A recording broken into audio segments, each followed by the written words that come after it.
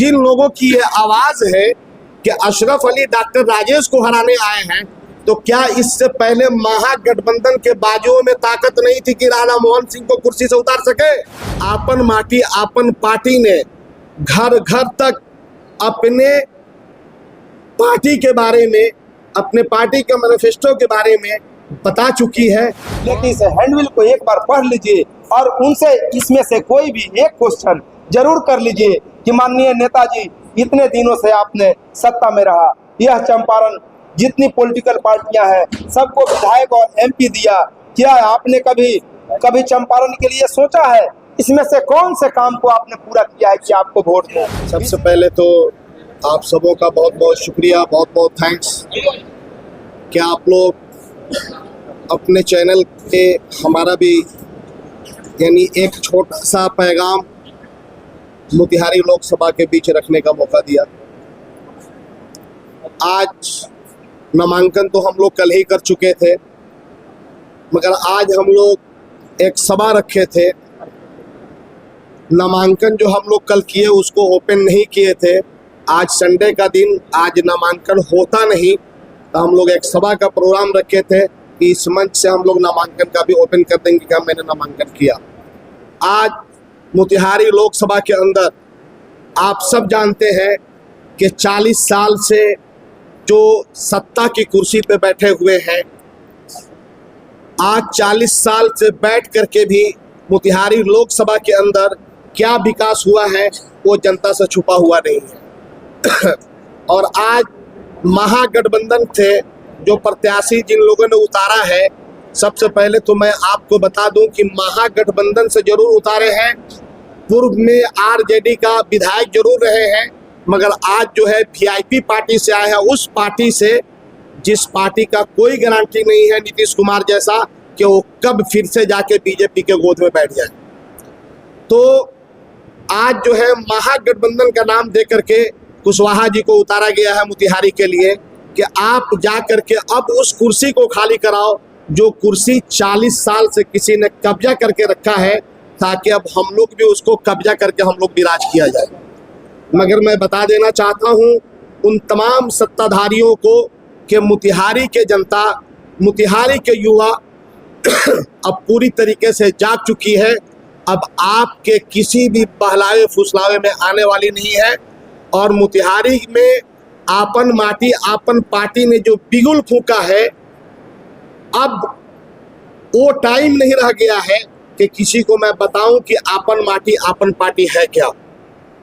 हालांकि एक ही साल हुआ है, मगर एक साल में ही आपन माटी आपन पार्टी ने घर घर तक अपने पार्टी के बारे में, अपने पार्टी के मैनिफेस्टो के बारे में बता चुकी है। और अब हम इस माध्यम से आप सबों के बीच से मैं बता दूं कि आपन माटी आपन पार्टी जो है चंपारण का उभरता हुआ एक ऐसी पार्टी होगी जो आप नहीं, चंपारण वासी नहीं, बिहार नहीं, पूरे हिंदुस्तान के लोग नाच करेंगे कि हाँ चंपारण में भी कोई पार्टी है। लड़ाई कैसे दीजिएगा आपकी बात? पूर्वी चंपारण की लड़ाई के आप मायने रख रहे हैं, कुशवाहा सहयोग और खासकर बात तो आपने सही कहा है। आपको मैं बता दूं कि हाथी जब रोड में चलना शुरू करती है ना, तो हाथी के देख करके लोग भागना शुरू कर देते हैं चारों तरफ, मगर उस हाथी को भी एक छोटी सी चींटी जो है ना पटक देती है जमीन पे, और फिर उस हाथी की औकात खत्म हो जाती है। आपके जवाब के लिए, आपके सवाल के लिए यही जवाब मेरा काफी है। और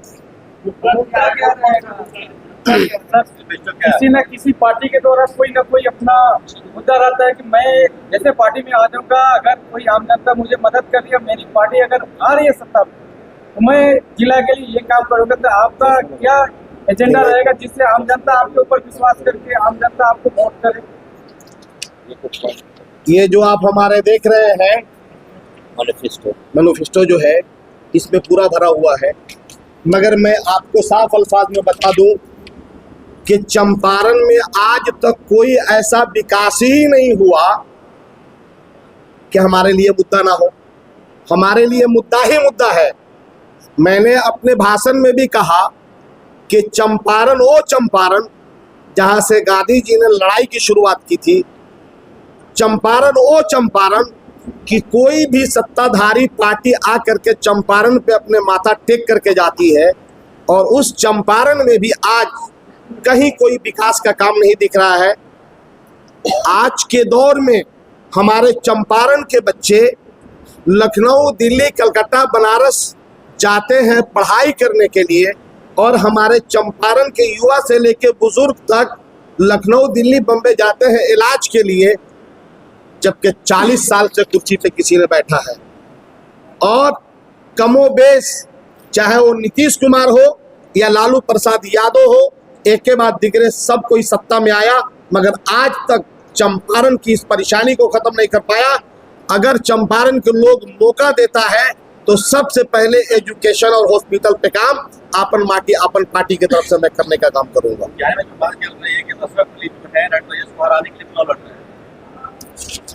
अशरफ अली तो इससे पहले चुनाव में नहीं आया था ना भाई।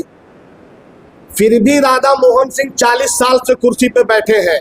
तो मैं उन लोगों से पूछना चाहता हूं जिन लोगों की ये आवाज है कि अशरफ अली डॉक्टर राजेश को हराने आए हैं, तो क्या इससे पहले महागठबंधन के बाजुओं में ताकत नहीं थी कि राधा मोहन सिंह को कुर्सी से उतार सके? और आज मैं आ गया तो उन लोगों की ये जो आवाज बन रही है कि अशरफ अली महागठबंधन को हराने के लिए आए हैं, तो मैं बता देना चाहता हूं कि हराने के लिए नहीं, अशरफ अली चंपारण को, जो चंपारण रोता बिलखता चंपारण है, उस चंपारण को हंसता हुआ चंपारण बनाने के लिए आए। देखिए, चंपारण के लिए एजेंडा हैंडबिल में हम लोग दिए हैं। 1 नंबर से 19 नंबर तक आप पढ़ेंगे तो आप अगर चंपारण के माटी पे पैदा हुए हैं तो आपका कलेजा फट जाएगा कि आपके जिला से छोटा छोटा जिला कमिश्नरी बन गया। आपके जिला से छोटा छोटा जगह, गुजरात का एक सूरत जगह है, बहुत छोटा सा जगह है, 5 लाख बिहारी युवक काम करते हैं। आपके जिला से भी छोटा जगह है सूरत, 5 लाख बिहारी युवक काम करते हैं। उद्योग धंधा नहीं लग सकता था? यहाँ बनारस जैसे BHU नहीं खुल सकता था? यहाँ एम्स जैसे हॉस्पिटल चंपारण में नहीं हो सकता था? यहाँ PMCH जैसे हॉस्पिटल चंपारण में नहीं हो सकता था? हमें ना एजुकेशनल इंस्टीट्यूट मिला है, ना कोई बेहतर हॉस्पिटल मिला है, ना हमें प्रशासनिक व्यवस्था बेहतर मिला है। आज जाइए कहीं थाने में, ब्लॉक में, जमीन से जुड़ा हुआ बात देखिए, कठिनाई देखिए कि बिना पैसे का काम नहीं होता है। गरीब रो रहा है, परेशान है, तकलीफ से जूझ रहा है, वह दवा खरीदने का पैसा नहीं रखता है, सरकारी हॉस्पिटल में इलाज नहीं हो रहा है, जमीन बेच करके, गहने बेच करके प्राइवेट हॉस्पिटल में जा रहा है। वाकई ये चंपारण रोता बिलखता चंपारण है। आखिर इसको हंसता हुआ बनाने के लिए कौन पटना, दिल्ली, नालंदा से आएगा, कौन कलकत्ता, बनारस से आएगा? वो तो चंपारण के लोग ही इसको हंसता हुआ बनाएंगे। यही हम लोग का नारा है कि आओ मिलजुल करके हंसता हुआ चंपारण बनाए, इस रोते बिलखते चंपारण का सहयोगी बने, सहायता करें। और इसमें पहला एक आगाज हम लोग लाए हैं सामने, लोकसभा प्रत्याशी के रूप में। जितना हो सके आप मदद कीजिए, और आप दूसरे को अगर वोट देना चाहते हैं तो आप दीजिए, मनाही नहीं है, लेकिन इस हैंडबिल को एक बार पढ़ लीजिए और उनसे इसमें से कोई भी एक क्वेश्चन जरूर कर लीजिए कि माननीय नेताजी, इतने दिनों से आपने सत्ता में रहा, यह चंपारण जितनी पॉलिटिकल पार्टियां हैं सबको विधायक और MP दिया, क्या आपने कभी चंपारण के लिए सोचा है? इसमें से कौन से काम को आपने पूरा किया है कि आपको वोट दो? इसीलिए मैं चंपारण के क्षेत्रीय पार्टी को वोट दूंगा।